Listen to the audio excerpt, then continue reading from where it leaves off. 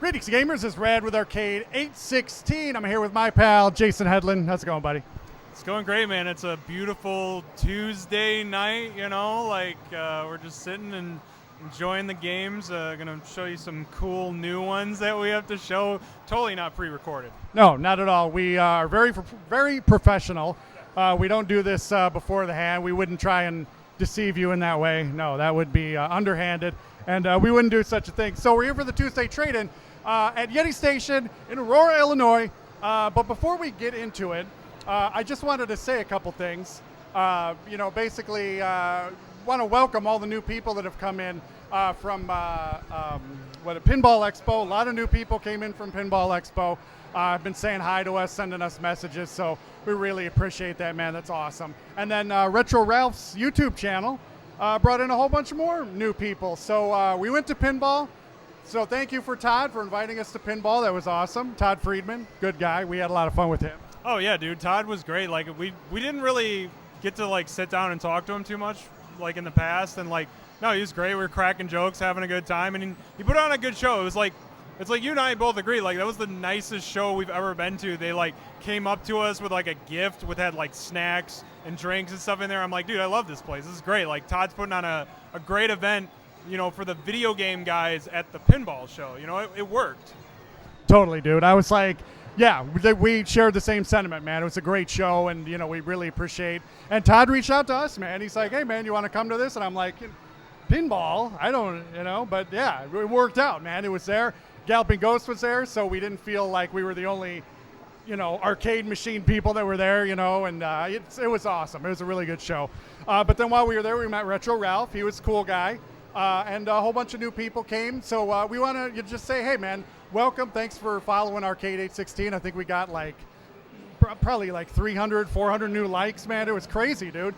And also by proxy, that gets people coming to Yeti Station as well to see Jason. So it's awesome it's a win-win for everybody, man. It's really cool. So thanks for everybody for coming out. But I've been getting a lot of messages, and it seems like there's confusion about what we even do. What exactly is going on? What is Arcade 816 about? So I kind of want to tell you a little bit about what we're doing, where we're at, and where we're going, and what the deal is. So these are the Arcade 816 console cabinets. That's what we do, basically. We build these things. Now we're to the point where we can mass produce them yet. We're just making these prototypes, just testing them out, making sure they work, putting them out in the field, battle testing them, making sure everything's good. We're not to the point of mass production yet. So a lot of people have been asking, hey, when can I want to get one of these things. When can I get one? Very soon. But you can buy the prototypes. They are for sale. Here at Yeti Station, we've got PlayStation. Thank you. That's amazing. He's single, by the way, ladies. Come to Yeti Station and see him, okay? Game Boy is here. And Sega Genesis is here. And yes, they are for sale. You can come into Yeti Station. He's fully authorized. You want to help some folks out? Jason's going to help some folks out that just came into the arcade. Game Boy, Sega Genesis, PlayStation are here at 816 Labs. We've got Sega Master System, we've got Neo Geo, and we've got Atari 2600. So those 6 cabinets are for sale. The ones that are already sold are the Nintendo Entertainment System, the Super Nintendo Entertainment System, and the TurboGrafx 16. So those 3 are gone, but these 3 and the other 3, oh, you're back. Jeez. Yeah, I don't know what's going on. I turned around and you reappeared. That was crazy. So, these 3, the other 3 I mentioned, Neo Geo, Atari 2600, and Sega Master System, all still available, but Nintendo, Super Nintendo, and TurboGrafx are already sold. The price is going for $2,500, and you get everything except the stuff that's down in the bottom. If you've seen the cabinets, all that stuff, that's our stuff. But you get the system. You get the top and bottom separate. You get the monitor. You get the upscaler inside. You get everything. I think the only one that's more is Neo Geo. We're charging $3,000 for that one, just because it's Neo Geo. It's a more expensive system. Other ones are $2,500, and you get everything. They come fully loaded. And ask the people who bought them already. They're, these prototypes, they're hand built. They're built with love and care. They're hand wired by Jason. They're gonna last you a long time. They're not thrown together. They're gonna be good. And it'll be the same thing with the when we get to mass producing them too. We're not gonna just throw them together. We'll get them together faster and cheaper, but will, they'll still be love and care in them. They'll still be really nice. But there's a lot of new innovations coming. We're working on analog joysticks right now, trying to get systems like Dreamcast and GameCube and Nintendo 64 out there to you. But I'd love to see a nice 4-player Nintendo 64 cab, GameCube cab. That'd be super cool, man. So, yeah, we'll be seeing that soon. But we're not to the point of mass production yet. So if you're going to jump on one of these prototypes, if you're thinking about it, still available, 6 of them still available. And the money we make there helps us get the machinery, the tooling we need to get into mass production and then get them out to way more people and, do all that. So that's where we're at right now. The end game going forward after this, we want to eventually get a venue open where we've got all these types of cabinets. So instead of arcade games like you see here, arcade cabinets, I should say, we call them console cabinets, or cabinets with consoles in them. So an arcade full of console cabinets, a whole mess of these, every system, multiples of each system, so you can enjoy all these different games from all these different consoles. And I've never seen a venue like that. Have you? Can't say that I have. I don't think anybody has. I wanted to see one, so I'm putting it together, and that's how I'm doing it. So that's where we're at right now. So hopefully that kind of clears everything up. I've been getting a lot of questions like, are these for sale? Are you mass producing them? Are they like, who are you? What do you do? What's happening? Nobody, and I don't blame you. It's like, I just wanted to throw that out because we got a lot of new people coming, and, it'd be cool to, let everybody know what's going on. So I think now it might be time to jump into what we do here every few weeks or so, which is the Tuesday trade-in. So we've got 3 cabinets out in the wild, and every couple weeks we come in and put new games in them, for new old games for you guys to try out. So that's what Jason always comes and helps me out picking out the games. And this week we decided to do, what would you call it? Shameless corporate tie-in games? Yeah, like shameless. Yeah, like the brands but the games you don't. Yeah. There you go. So I, without further ado, I guess we could start with PlayStation. So, it's one of those games that's kind of become infamous. Like, you didn't really know too much about it, but like AVGN's covered it. It's just kind of been one of those like hidden gem PlayStation games. But it's Pepsi Man for the PlayStation. You're probably asking yourself, if you don't know what it is, like, what is Pepsi Man? What, like, how, like, yeah, like, you know what Pepsi is, like, but why is it a video game? Why does this exist? And the reason it exists is because, I don't know, some company it's probably one of those situations where they reskinned a game. You know what I mean? Like, it probably didn't originally star Pepsi, but who knows? Whatever. You're playing a dude, you're running, you're getting Pepsi cans, you're avoiding, like, these crazy, zany obstacles. Exactly, yeah. It's an endless runner.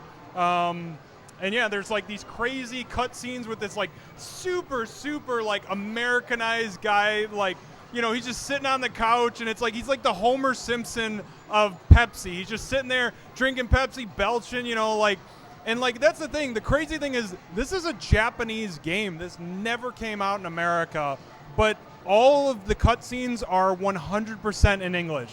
Some random dude, and like, I guess even in AVGN, they like reached out to the guy and like interviewed him and everything. Anyways, it's a cool game. It's fun. It's very arcadey, and I hope it does a little better than like Parappa and Vib Ribbon, because we were having some confusion with those games. Like, they're cool rhythm games, but they just didn't really translate super great to like an arcade. It wasn't really like quick play, like get up and play, where I feel like this game really is. So that's why I went with Pepsi Man, and because it's goofy, it's stupid, it's fun. When have you seen Pepsi Man in an arcade?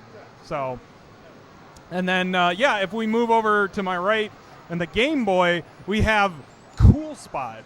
And, like, I know not everybody even is aware of Cool Spot, but so Cool Spot was 7-Up's mascot. Like, literally, like, back in, like, what would you say, like, the 80s, 90s? Like, they pushed the whole, like, Spot, like, he was, like, in the commercials and stuff like that. But anyways, they made like a whole slew of games about it, and like one of them actually happened to be a Game Boy game. And like we were even talking about before, like we love the Super Nintendo Genesis version of it.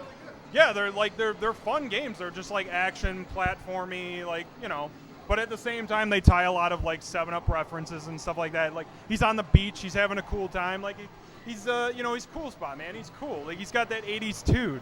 But anyways, I think it is like just that game translated to the Game Boy, correct? Yeah. So what you know and you love about the Genesis and Super Nintendo, you're gonna love in the Game Boy cabinet. So, and I don't know if there's really much more to say about that. It's, you know, it's a cool. It's a cool spot. Yeah, yeah. It's on the Game Boy. Yeah, it's fun. Yeah, it's a goofy little actiony, platformy sort of game. So, and then this is probably the weirdest of them all, but I don't know if you can see super great from the camera, or yeah, he's gonna grab it.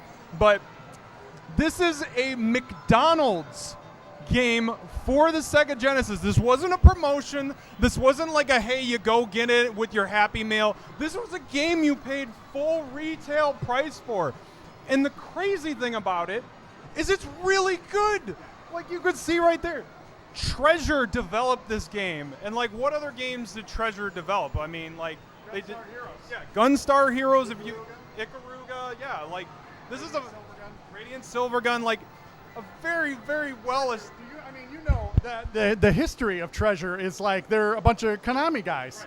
And Konami wanted to make sequels to existing games. And these guys were like, dude, we got all these great ideas. They're like, no, Castlevania 3, Ninja Turtles 2. You know, we want like more sequels, right? So these guys from Treasure, it's, you know what it reminds me a lot of? It's Activision. Yeah. Back in the Atari days. They got disenchanted with Atari, formed their own company, made the best games, man. And it's the same thing with Treasure. You know, they got disenchanted with Konami, broke off, made like some of the most memorable, just like, yeah, Ikaruga and Radiant and Gunstar. Right. They even developed that in the biggest irony ever. They developed Gradius 5 for Konami when it came out. Like Konami's like, look, would you guys mind making us, the Gradius game? Like, yeah, fine. But then a Ronald McDonald game. What is happening, man? And it has no right to be that good. It's why is it that good? It's like, this is not us like trying to get you to come to Yeti Station. The game is like really good, man. And I had never played it until you told me about it maybe 2 years ago. And I was just like, you like texted me and I texted you back, yeah, dude, it's really good. I don't understand what's happening here. But yeah, man, what's it called? Treasure Land Adventures. McDonald's Treasure Land Adventures. And you play as Ronald McDonald and it's a platformer. And it's like, what is happening, man? But corporate tie-ins, man. We were like, let's come up with holiday games. Right. That was our original, like, let's come up with a holiday game. And all we could think of was like Christmas nights. There's some stuff for Atari 2600, which is not here. So we're like, what do we do? So we're like, well, instead of like, holiday, maybe like mascots. Right. And then we got to McDonald's and Cool Spot. And I had never even heard of Pepsi, man. I don't know what's going on here. But you had heard of that, and you were like, let's do that. And then we fired it up here, and I was like, it's actually good. It's not like stupid. It's like actually good. We're not just filling space here. It's actually legit a pretty decent game. I played it for just a few minutes here, and I was like, okay, all right, it's cool. So that's it, man. Unless you got anything else.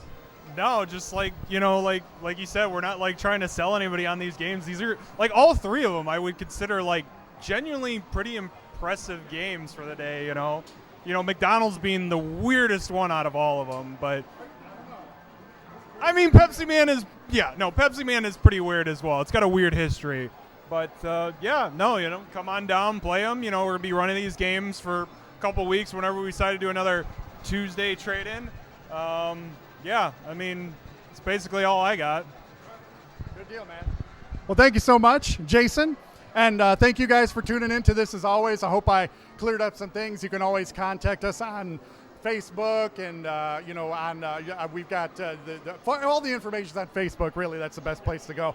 And it's the same thing for Yeti Station. If you want to see these things in person, come to Yeti Station. It's in Aurora, Illinois. They're also on Facebook, and you do more like... Well, yeah, we even do like a Twitch stream under the Yeti.com. I mean, we're doing that. We have Instagram. We're all over the place. If you look up Yeti on the internet, you'll find us. Yeah, that's you can do it. Same thing with Arcade 816, arcade816.com or Facebook. All the information's there. You can call me. Got questions? You can email me. Anything you want. You want to see them in person? Absolutely, come to Yeti Station and check them out. So thank you guys so much for tuning in. I'm Brad with Arcade 816. I'm Jason with Yeti Station. We'll see you soon. Thanks a lot.